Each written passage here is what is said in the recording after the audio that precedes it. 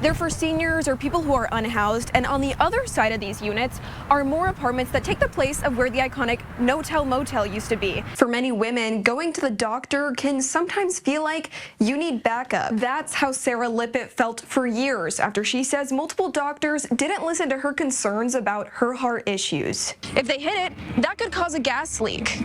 But when the vegetation is overgrown like this, it makes it hard for drivers to see the utilities. It's all part of their Giving Tattoos Day campaign, so for every donation you make, you'll get a temporary tattoo as a thank you. She thinks it's that heat that's slowing down business.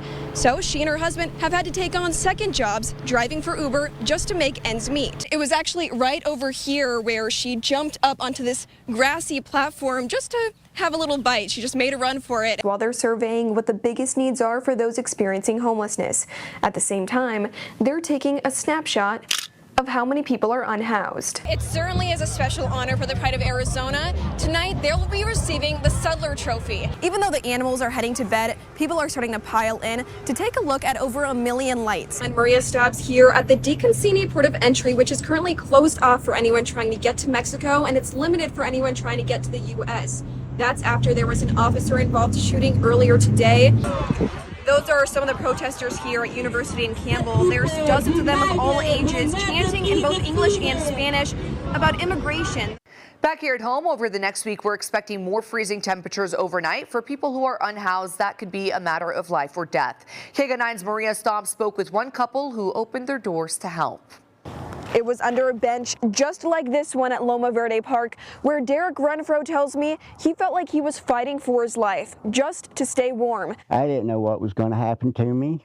I thought I might die under there. Derek and his dog Josie in Tucson for 2 weeks, making the journey from Colorado, hoping to find medical care and some warmer weather. Instead, experiencing rain and winds up to 60 miles an hour. I couldn't get up. I couldn't feel the left side of my body because of the stenosis in my neck and the cold on it. It was the hardest thing that has ever happened to me physically. Then a familiar face showed up. She came down there and said, "You want to come up and stay on the porch?" I'm like, "Oh God, yes." The woman was Beverly Tidwell, someone Derek had chatted with at the park just that past week. I was like, I can't leave Derek out there. If I go there in the morning and he's suffered exposure, that'll be my fault. I was blown away, you know.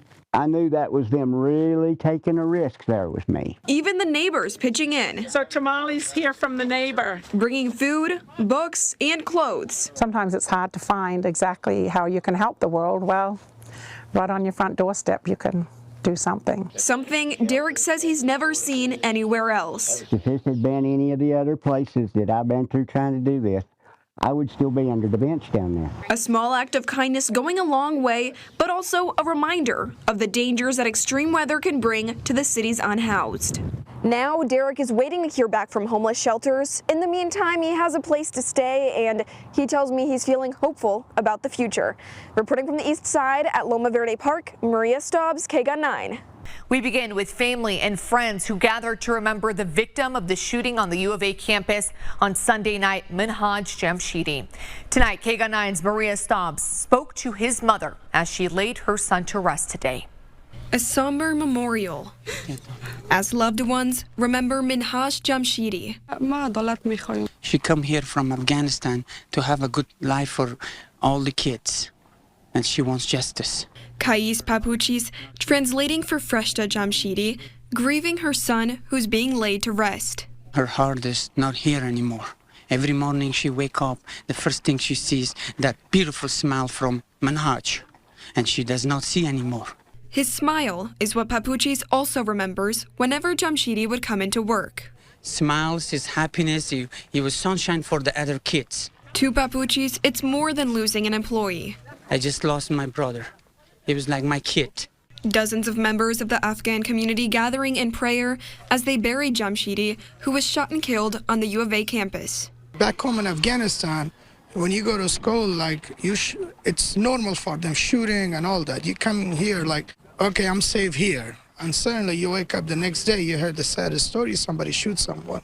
It's not fair. He had a whole life ahead of him. He wanted to go to the university, and I was helping him with that.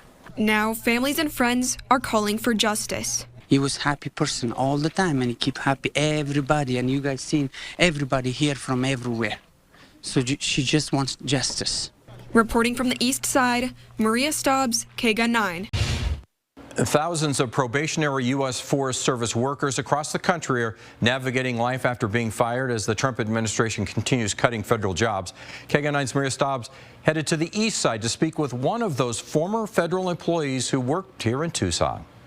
Right here is a copy of the email Danielle Scott received, letting her know she was fired from the U.S. Forest Service. She was the only hydrologist working for the entire Coronado National Forest, and now she's figuring out where to go next. My first thought was, how does a mom support 2 kids without an income? After years of wildland firefighting, Scott moved from Michigan to Tucson in January of 2024 to begin working full-time as a hydrologist, work spanning across 1.78 million acres. Fell in love with the area, fell in love with the job. She secured water rights for the forest, for wildlife and recreation, and identified areas at risk of flooding. We don't have a lot of water, so it's really important that we manage the waters that we have. But after over a year in, a phone call ended her career. They said, "You're fired," and my 11-year-old ran off crying, and then they called 30 minutes later and said, "Wait, no, never mind.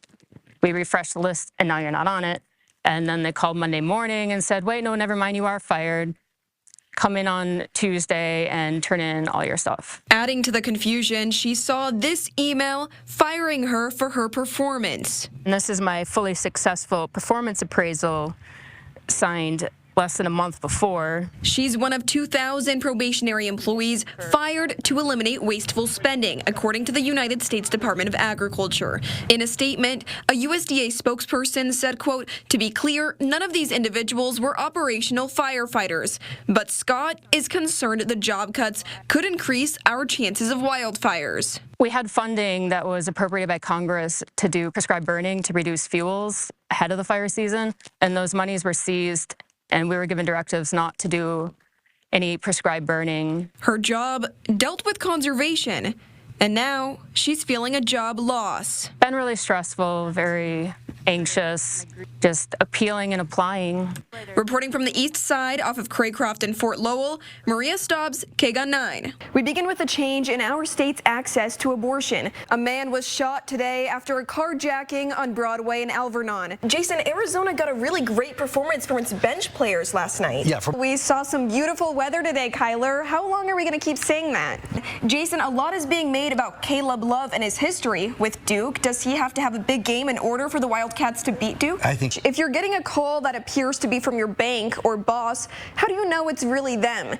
Well, here in Arizona, more than 16,000 people are living with kidney failure. That's according to the American Kidney Fund, but receiving a new kidney might not be so easy. And Heidi, I'd like to also add that a common fear for living kidney donors is the fear that you might need your kidney later on in life, like if your remaining kidney fails. But Banner did explain to me that they test people carefully to make sure they are healthy and won't have any kidney issues later on in life. Yeah, you know, I can imagine people usually hold off until after they pass to donate any organ just because of that uncertainty, and you just never know how your life will change and what will happen to your health overall. That's exactly it, but otherwise, they say you can live a long life with just one kidney. All right, Maria.